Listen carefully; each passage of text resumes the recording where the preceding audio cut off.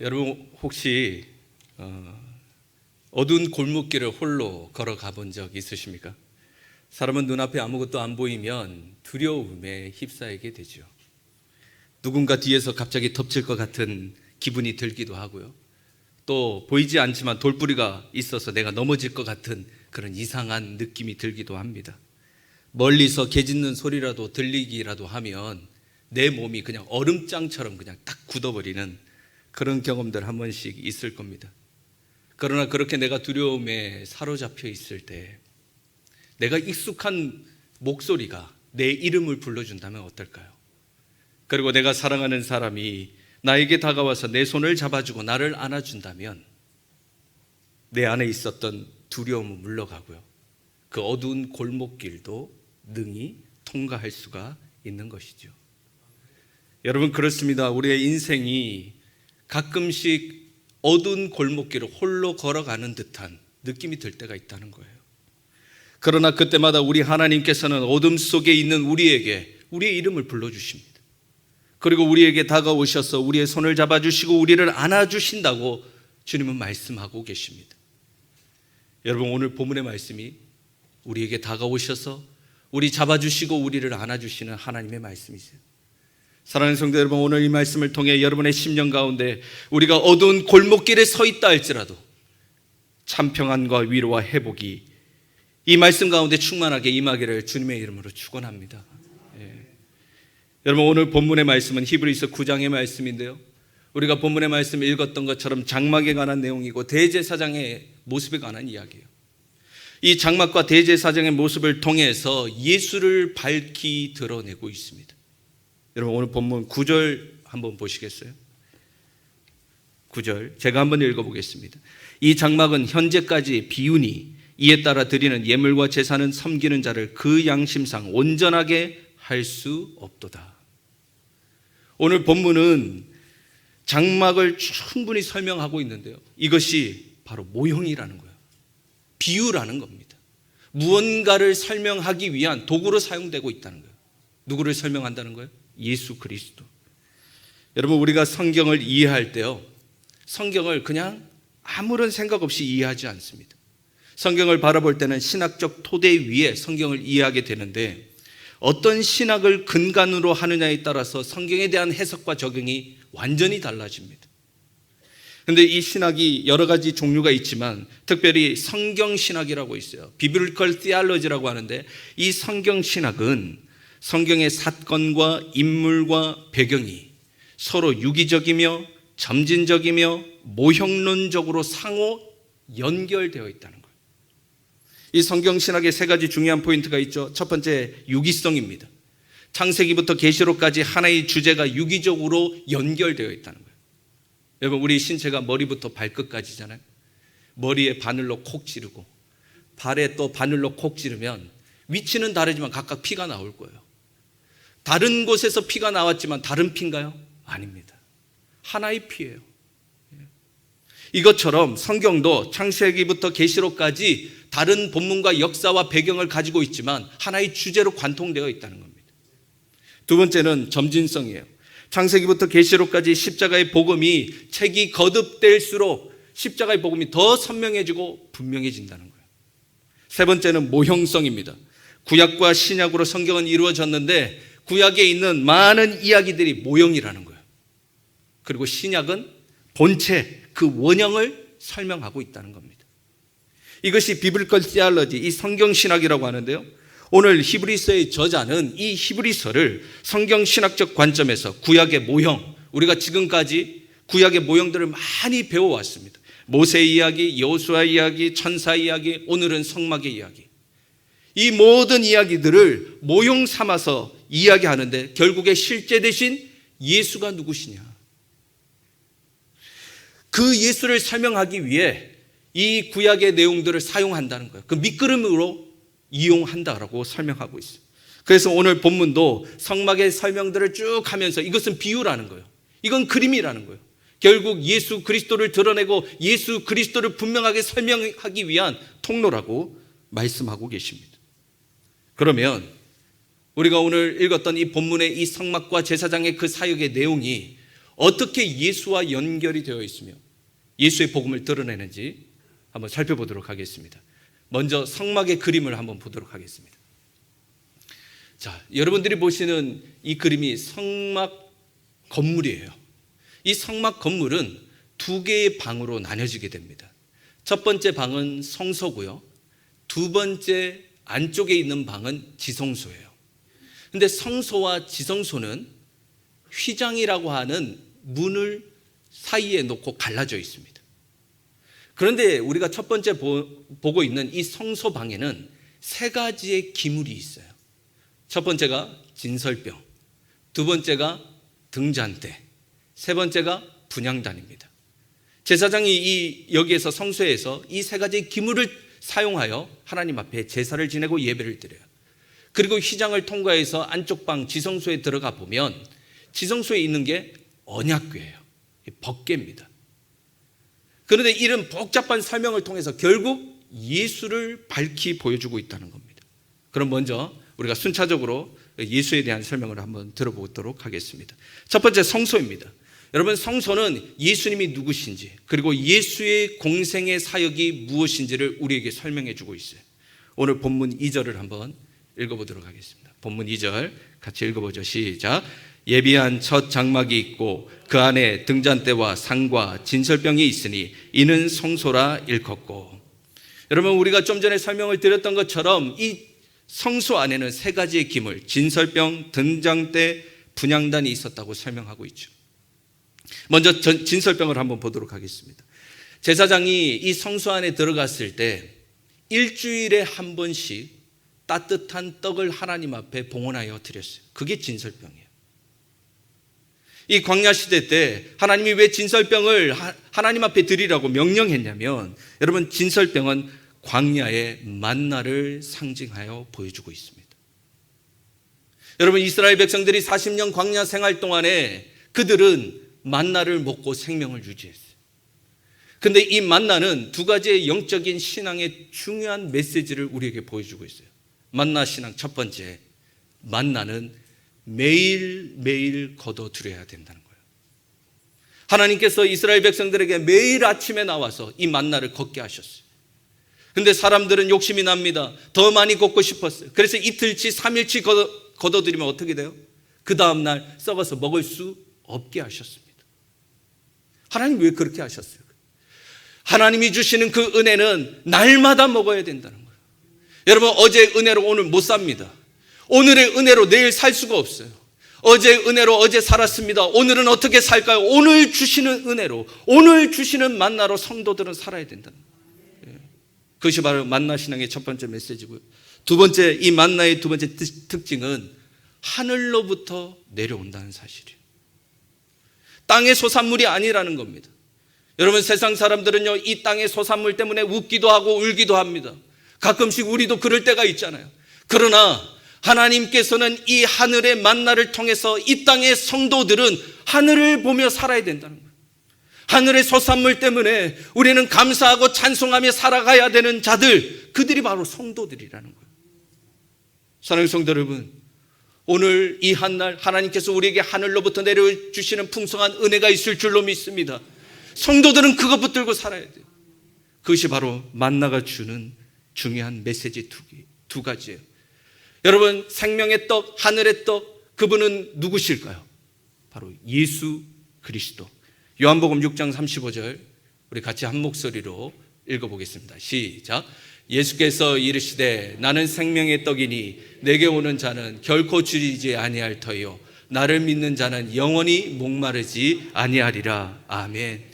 사랑하는 성도 여러분, 이번 한 주간 살아가실 때요, 여러분의 심령 가운데 예수를 채우는 은혜가 있기를 소망합니다. 여러분, 예수를 채우면요, 우리 심령의 공허함이 사라져요. 허전함이 사라집니다. 세상이 줄 수 없는 평안과 기쁨과 참 만족이 우리에게 임한다는 거예요.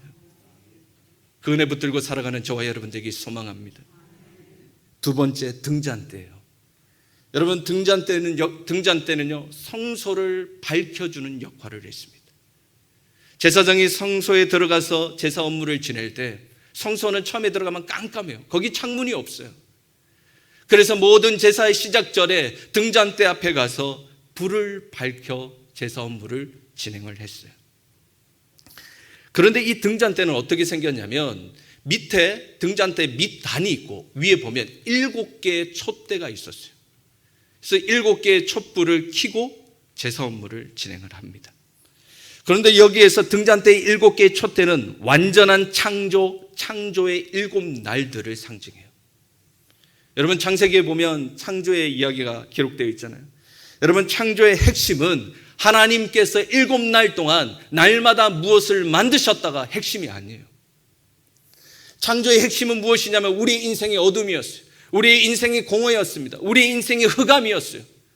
그런 죄와 사망에 빠져있는 우리를 하나님께서 빛으로 임하셔서 우리를 빛의 자녀로 만드시고 난 이후에 하나님의 주권과 통치 속에 우리를 살게 하신 것, 그게 창조의 핵심이에요. 등잔대가 바로 그 창조의 역사를 우리에게 보여주고 있다는 거예요. 하나님께서는요, 이 7째 날에 하나님의 빛으로 세상을 다 밝히시고 난 이후에 안식일 날 안식하셨습니다. 하나님께서 안식에 들어가셨을 때 그 창조의 완성을 보시고 다 이루었다 말씀하셨어요. 다 이루었다. 다 이루었다라는 이 말이 헬라 말로 테텔레스타이라고 해요. 여러분 많이 들어보셨죠? 테텔레스타이. 이 테텔레스타이라고 하는 이 메시지가 성경에 또 한 번 더 쓰이는데요. 신약에 예수님께서 십자가에 지칠 때 마지막으로 영원한 안식에 들어가기 전에 예수님 테텔레스타이, 다 이루었다 말씀하셨어요. 아니 뭘 다 이루었다는 말씀입니까? 우리가 어둠이었고 흑암이었고 저주와 사망이었는데 우리 인생을 빛의 자녀로 빛의 인생으로 바꾸시는 그 사역이 다 이루었다는 거예요.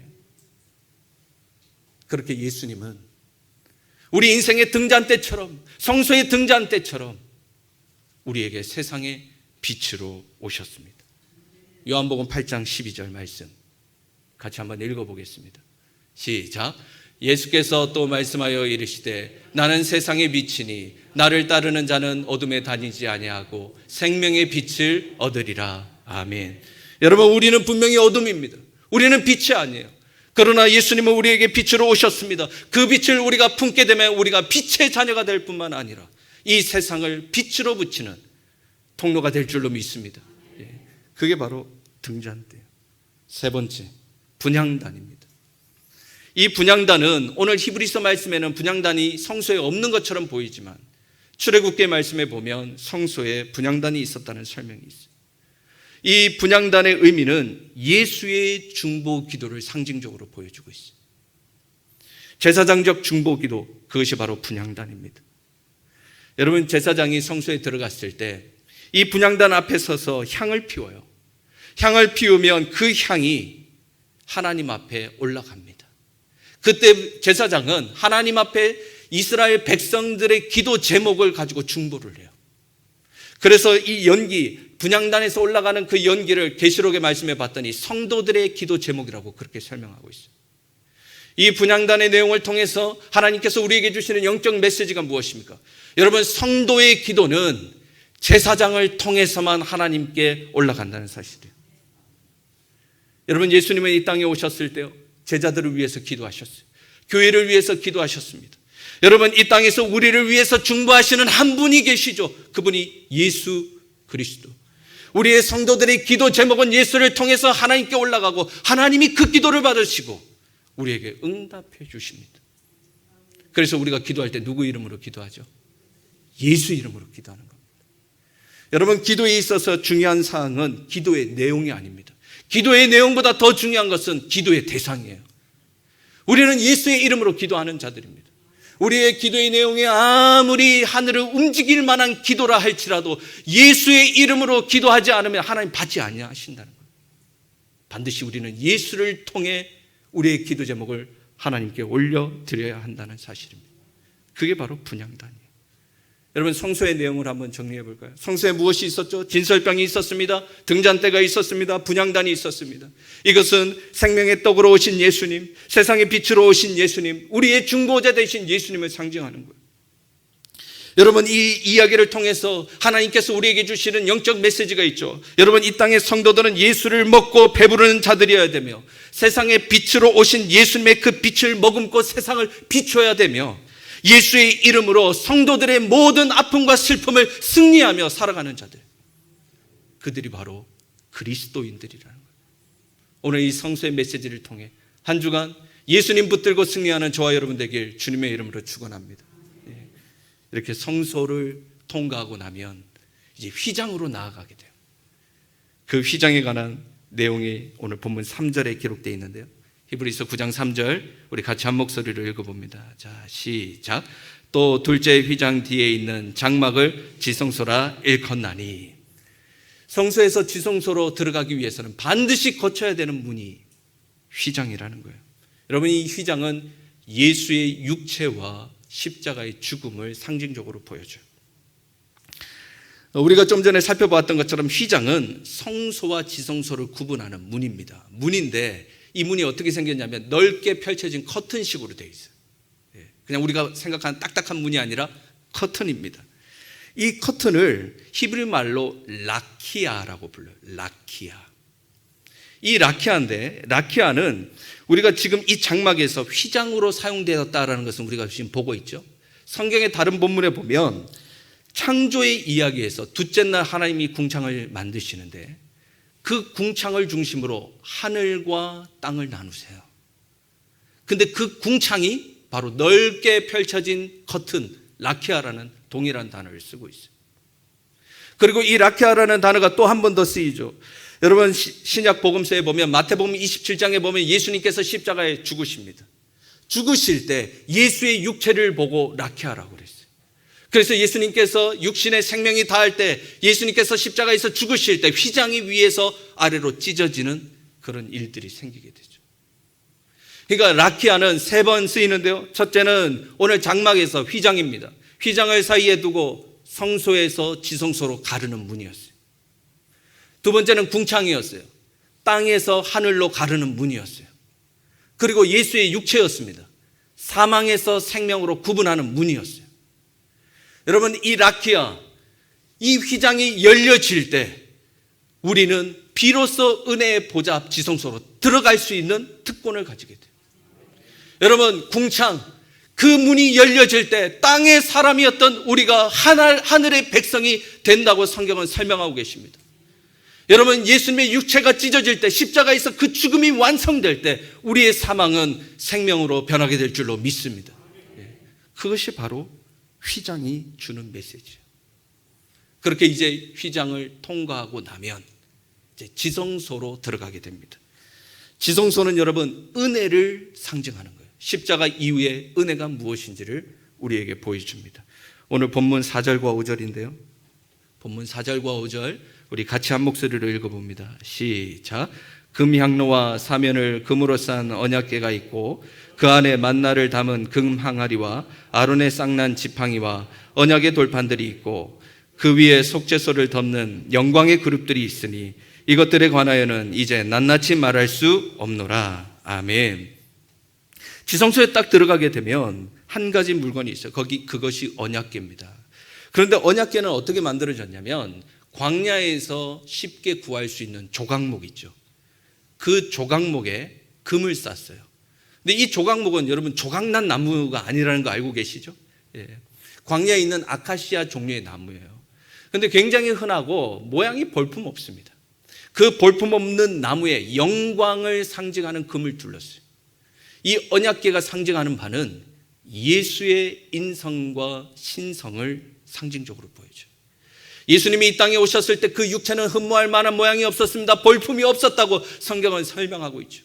그러나 예수님의 신성은 어떻습니까? 그분은 영광의 하나님, 부활의 하나님, 창조의 하나님이셨어요. 그것이 언약궤, 볼품없는 조각목에 영광의 금으로 둘러싼 것을 통해 예수님의 인성과 신성, 예수 그리스도를 자체적으로 보여주고 있다는 거예요. 그런데 오늘 히브리서의 설명을 보니까 그 언약궤 안에, 예수를 상징하는 그 언약궤 안에 세 가지의 물건을 담았어요. 첫 번째가 만나를 담은 항아리, 두 번째가 아론의 쌍난 지팡이, 세 번째가 10개의 돌판이었습니다. 여러분, 이 세 가지의 물건은요, 공통된 특징이 있어요. 광야 시대 이스라엘 백성들의 죄악의 제목들이었다는 거예요. 하나하나 어떻게 죄악의 제목과 연결되는지 한번 설명을 들어볼까요? 이스라엘 백성들이 만나를 담은 항아리, 이스라엘 백성들이 출애굽했을 때 애굽에서 가지고 왔던 음식이 며칠 지나지 않아 곧 떨어지게 됩니다. 그때부터 그들은 굶주리기 시작하는데, 굶주린 날이 며칠 지나지 않아서 그들 가운데 불만이 터져 나오기 시작해요. 애굽에 있을 때는 우리가 노예로 살았지만 그래도 거기는 고기 반찬도 먹고 부추도 먹고 마늘도 먹고 먹는 것은 풍성했다는 거예요. 하나님이 우리를 구원해 주셨다고 하는데 이 광야에서 굶어 죽게 생겼다는 겁니다. 그들은 하나님 앞에 불평했어요. 하나님 앞에 불만했습니다. 이 구원의 길이 만족스럽지 않다고 투정 부렸어요. 그때 하나님께서 우리가 아는 것처럼 하늘을 여시고 만나를 내리셨어요. 이스라엘 백성들은 그 광야에서 만나를 주어서 먹을 때마다 그들이 하나님 앞에 어떻게 범죄했는지, 그럼에도 불구하고 하나님이 그들을 살려주심을 기억했다는 거예요. 만나는 그들의 죄악의 제목이 되었던 것입니다. 두 번째, 아론의 쌍난 지팡이예요. 이스라엘 백성들이 광야를 여행하다가 한 번은 모세와 아론에게 대적하는 일이 있었어요. 모세와 아론을 대적하는 이스라엘 백성들의 모습을 하나님이 보시고 하나님께서는 그것을 하나님에 대한 불순종과 하나님에 대한 대적으로 여기셨습니다. 하나님은 분노하셨습니다. 하나님은 이스라엘을 심판하기로 결정하시고 그들을 쓸어버리겠다 하셨어요. 그러나 모세와 아론이 하나님 앞에 엎드립니다. 하나님, 용서해 주십시오. 그래서 그들의 중보 기도로 하나님은 이스라엘 백성들을 살리기로 결정하시죠. 근데 조건이 있어요. 이스라엘 각 지파별로 대표자들이 한 명씩 나와 지팡이 하나씩 들고 오라는 거예요. 하나님 앞에 지파의 대표자들이 지팡이를 하나씩 들고 모였어요. 여러분, 지팡이는 살아있습니까? 죽어 있습니까? 지팡이는 끊어진 나무예요. 거기에는 생명이 없습니다. 생명이 싹을 틀 수가 없어요. 그런데 누구의 지팡이에 싹이 나죠? 아론의 지팡이에 싹이 납니다. 하나님은 이 사실을 통해서 너희들의 인생은 지팡이와 같이 사망과 저주의 인생이라는 거예요. 그러나 내가 다시 아론과 모세를 통해서 너희들의 인생을 싹트게 하겠다. 생명으로 일으켜내리기라.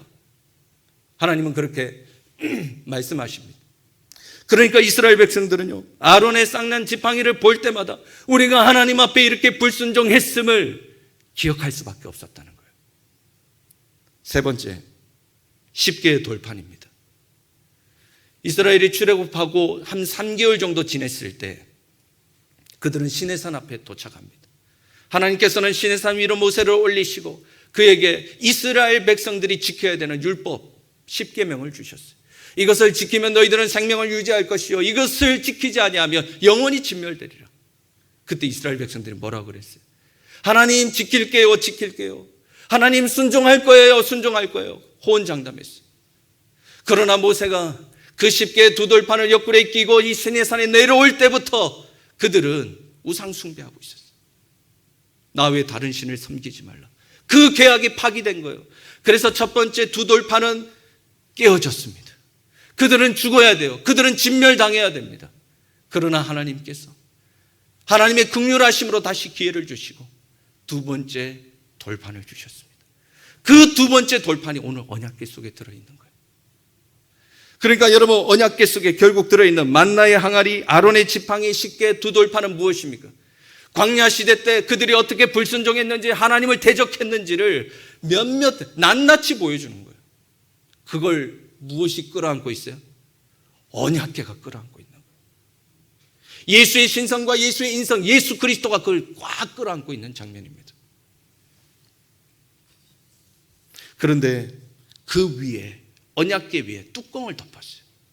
그 뚜껑의 이름이 오늘 본문에 보니까 속죄소라고 이야기하고요, 구약에는 그 이름을 시은좌라고 부르기도 했어요. 속죄소, 시은좌라는 말이 무슨 말이에요? 죄를 속했다라는 말이에요. 하나님의 은혜가 임했다라는 말입니다. 그러니까 뚜껑이 의미하는 것은 하나님의 은혜로 이스라엘의 모든 죄악을 꾹 눌렀다라는 이야기예요. 예수가 끌어안고 있고 은혜로 꾹 눌러서 그 죄가 왕노릇하지 못하게 하시는 장면입니다. 여러분, 이 언약궤를 헬라 말로는요, 키보토스라고 부르고 히브리 말로는 테바라고 불러요. 이 언약궤라는 말을. 근데 이 언약궤 키보토스 테바는 성막의 언약궤만 이 단어가 사용되는 게 아니에요. 성경에 보면 테바라는 단어가 곳곳에 사용되는데 첫 번째 예가 노아의 방주입니다. 방주 아시죠? 그 방주가 테바라는 단어예요. 하나님께서 이 세상을 심판하실 때, 물로 다 심판하실 때 모든 자들이 다 물에 빠져 죽어야 돼요. 저주와 사망을 상징하는 그 바다에 빠져 죽어야 되는데 누구를 지금 끌어안는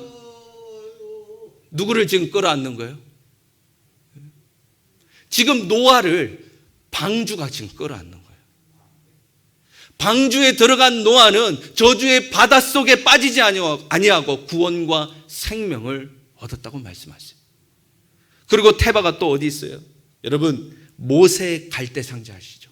그게 또 테바라는 뜻이에요. 여러분, 모세는 누굽니까? 모세는 나일강에 빠져 죽어야 되는 모든 히브리 백성들의 대표자였어요. 모세가 좀 더 나은 사람이 아니었습니다. 모세가 구원받을 만한 자격이 있는 사람이 아니었다고요. 그럼에도 불구하고 하나님께서 그 모세를 테바로 그냥 끌어안아 버리신 거예요. 그것이 바로 모세의 갈대 상자, 언약궤와 같은 단어였어요. 그런데 여러분 가만히 보십시오. 지금 언약궤가 지금 이스라엘 백성들의 죄악을 끌어안았죠. 방주가 지금 노아를 끌어안았죠. 그 다음에 갈대 상자가 모세를 끌어안았잖아요. 다 끌어안는 장면이잖아요. 그런데 이 구약의 내용들은 다 모형이라 그랬어요. 결국 우리의 죄와 우리의 사망의 제목들을 누가 끌어안으신다는 거예요? 예수님이 끌어안으신다는 거예요. 여러분, 요한복음 6장에 보면 제자들이 풍랑이는 바다 위에서 꼼짝없이 그들이 물에 빠져 죽게 될 그런 상황을 만나게 돼요. 여러분, 제자들은요, 사망과 저주의 바다에 빠져 죽어야 되는 모든 이스라엘 백성들의 대표자입니다. 그들은 뱃사람이었어요. 어떻게 하면 노를 잘 저을지, 어떻게 하면 이 바다를 이길 수 있을지 경험이 풍부한 자들이었어요. 그러나 그날에 만났던 풍랑과 파도는 그들이 감당하지 못했습니다. 꼼짝없이 죽게 생겼어요. 그때 예수님께서 그 제자들을 찾아오세요. 근데 어떻게 찾아오시죠? 무리를 걸어서 오십니다. 여러분, 이상하지 않아요? 배 타고 오시면 더 빠를 텐데 왜 무리를 걸어서 오실까요? 예수님이 무리를 걸으시는 장면은 예수님이 기적을 행할 수 있다, 능력이 있다, 대단한 분이시다, 그것을 상징하는 게 아니에요. 여러분, 바다와 물은 저주와 사망을 상징하는데 예수님이 제자들을 덮치는 사망과 저주를 짓밟고 걸어오시는 장면입니다. 사망을 갈라버리시는 거예요. 홍해바다를 가르시는 것처럼 예수님이 갈라버리시는 겁니다. 그리고 두려워하고 있는 제자들의 배 위에 올라타십니다. 그리고 그들을 테바가 되어 꼭 안아주세요. 그리고 그 바다를 향해서 명령하십니다. 파도야 잠잠할지어다. 너 풍랑은 멈출지어다. 예수님이 선포하시고 그들을 끌어안고 안전한 포구까지 인도하십니다. 여러분, 우리가 예수를 믿는다는 게 뭐예요? 예수를 믿는다는 것은 우리가 이 땅에 살아가는데 예수님이 나의 삶에 조금 유익이 되고 도움이 되고 그것이 아닙니다. 우리가 예수를 믿는다고 하는 것은 내 죄와 사망과 죄의 모든 증상들을 하나님이 끌어안아 버리신다. 언약궤처럼 테바처럼 우리의 배가 되어 주셔서 하나님이 저주의 바다 가운데서 우리를 부활과 영광과 승리로 일으키신다는 거예요. 그 은혜와 축복을 우리가 약속받았다는 거예요. 저희 어머니께서 얼마 전에 서울대학병원에서 어깨 수술을 받으셨어요. 이 어깨에서 그 팔로 내려가는 요 근육을 회전근개라고 하더라고요. 이 뼈가 이렇게 있는데 그 주변을 이제 근육이 이제 감싸고 있는 거예요. 근데 연세가 드시고 이제 하도 많이 쓰시다 보니까 그게 이제 끊어지신 거죠. 그래서 몇 년 동안 고통스러워하시고 잠을 못 주무시고 심지어 막 우울증이 올 정도까지 너무 힘드셨던 것 같아요. 전 잘 몰랐었어요. 그래서 이제 병원에 모시고 가서 이제 엑스레이 사진, MRI, CT 다 찍었어요. 찍어보니까 여기에 근육이 끊어진 정도가 아니라 뼈에 근육이 없는 거예요, 아예. 그러니까 뼈가 있고 그냥 여기 피부 조직만 있는 거예요. 그러니까 얼마나 아프세요. 의사 선생님이 딱 보시고 도대체 이렇게 될 때까지 병원 안 오시고 뭐 하셨냐는 거예요. 그냥 저 옆에 서 있는 저도 얼마나 막 그냥 속이 상하고 막 화도 나고 그런 거죠.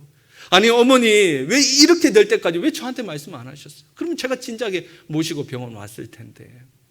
그래서 저희 어머니가 아이고 그냥 아들 사역하고 힘들까 봐 그랬지.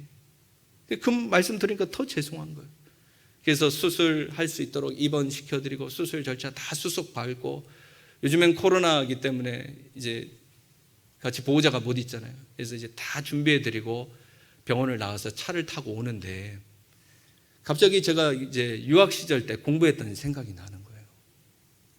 제가 이 유학 때 공부가 얼마나 힘든지 공부할 때마다 막 지쳤다고 힘들다고 어머니한테 이제 그런 이야기를 종종 하기도 했었죠. 그런데 어느 날 한날은 저희 어머니께서 이제 학기 말이 되면 시험이 이렇게 있을 거잖아요. 그 시험 시간표를 좀 알려달라는 거예요.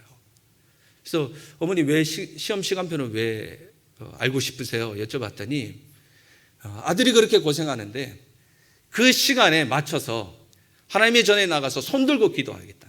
손 들고 한석봉 어머니처럼 아들아 나는 떡을 썰 테니 너는 공부를 해라. 나는 기도를 할 테니 너는 공부를 해라. 그런 마음으로 그렇게 제안을 해 주셨어요. 힘드실 텐데 그러지 마세요. 나 그래도 기도하고 싶다는. 여러분 그렇게 제가 공부를 유학생활을 보냈잖아요. 근데 문제는 뭐냐면 마지막에 이제 논문 쓸 때였어요. 여러분 논문은 시험이 아니잖아요. 제가 논문을 한 1년 반 썼거든요. 그러면 이건 1년 반 동안을 이게 글을 써야 되는 건데 1년 반 동안 어떻게 맨날 손을 들어요. 그래서 이제 어머니 이제 논문 써야 되니까 손 들고 기도하는 거 이제 하지 마세요. 힘드세요. 그랬더니 아니라는 거예요. 논문도 쓰는 시간이 있지 않냐는 거예요. 그래서 제가 오전에는 주로 논문을 쓰고 오후에는 또 수업을 듣고 그렇게 했거든요. 근데 여러분 이스라엘과 한국의 시차가 안 맞아요. 그래서 그 시간이 때로는 새벽이기도 하고 때로는 저녁이기도 하고 막 이게 중구난방이에요. 근데 제가 공부하는 시간에, 제가 논문 쓰는 시간에 몇 시간씩 손 들으려면 힘들잖아요.